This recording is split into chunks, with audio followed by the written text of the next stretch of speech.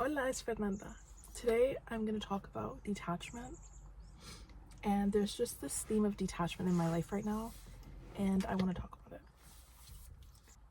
I feel like before I thought of detachment as I just don't care about that thing. It doesn't matter to me.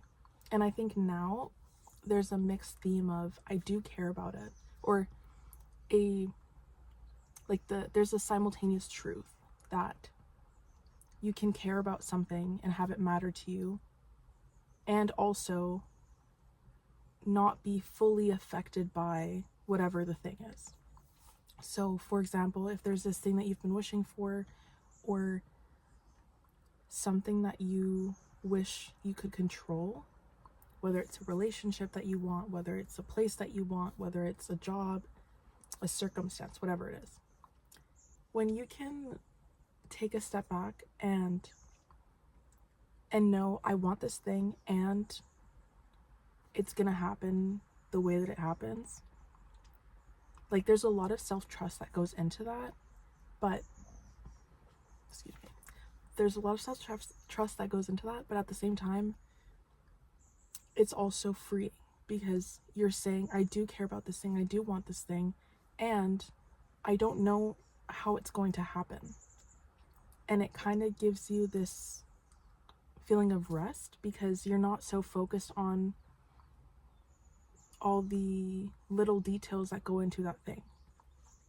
The other thing that comes up for me, so that's one, is like not spiritual bypassing when you want to feel unaffected by something, when you want to embody being detached, because being detached is not feeling your emotions. Like if there was a person in your life and they're not doing what you wanted, or they're not being the person or stepping up, then you can feel sad, you can feel angry, you can feel annoyed, you can feel frustrated. If there's a job that you really wanted and then you didn't get it, you can feel all of the emotions. You can feel sad, you can, and being unattached doesn't mean that you didn't care about it, or that you have to not care about it in order to be fine without it. You can hold both truths at the same time. You can be sad about it, and you can choose to focus on maybe the things that you did or didn't like about that job, and use it to call in the type of job that you want.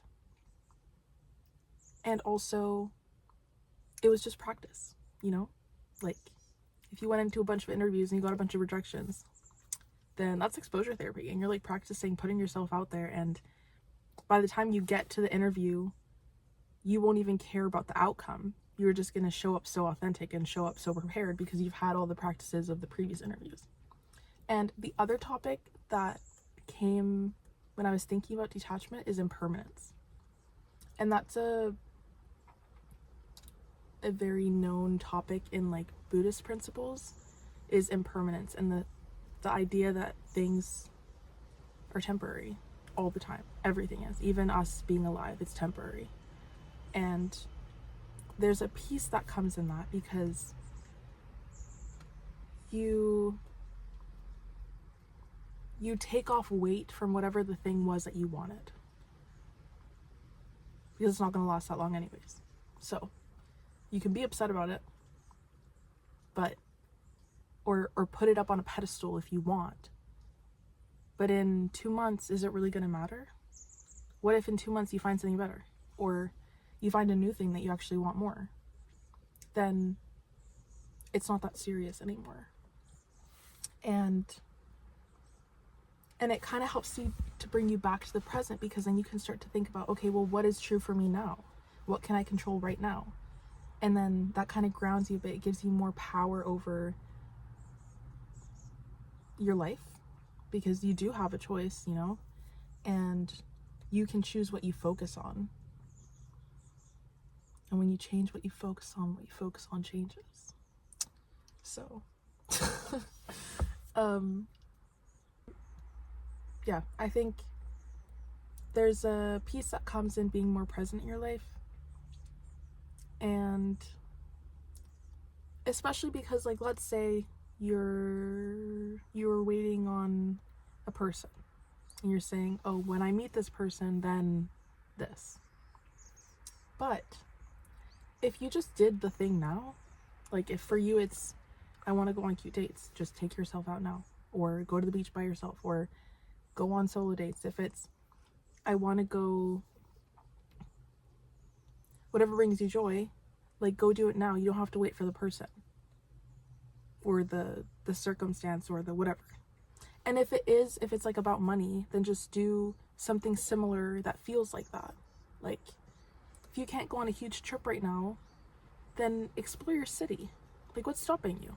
There's probably so many tourist attractions around you that you haven't even thought of, or that just seems so normal to you because you live there.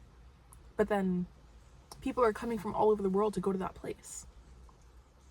So yeah, be present, enjoy. Oh my god, there's a small deer. She's like spotted. This is what I mean. Because see, if I was distracted, like I wouldn't have seen that. So don't get distracted. Just be present and remain okay within yourself, and then whatever comes in or leaves, you're fine. And it's okay. And yeah, I think that's all I have to say about that. And when things don't work out the way that you wanted,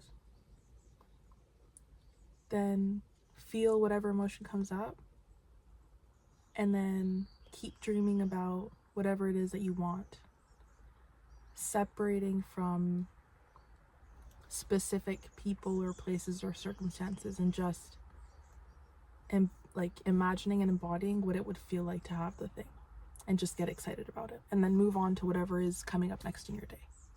And if it comes up again, then go back into the cycle of feel the thing that's not so good, and then it's temporary and you can't really control and do anything about it, and then feel excited about when it will come in, how it's going to feel, and then move on to what you can be excited about today, like a really yummy coffee, or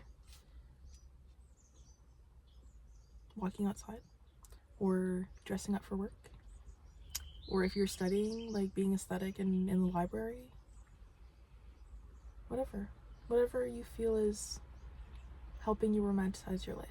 Just focus on that and enjoy it. Like you're never gonna have today again. It's never gonna be the same. And there's a beauty in that. So enjoy your day. I hope you enjoyed this video, and I'll see you in the next one.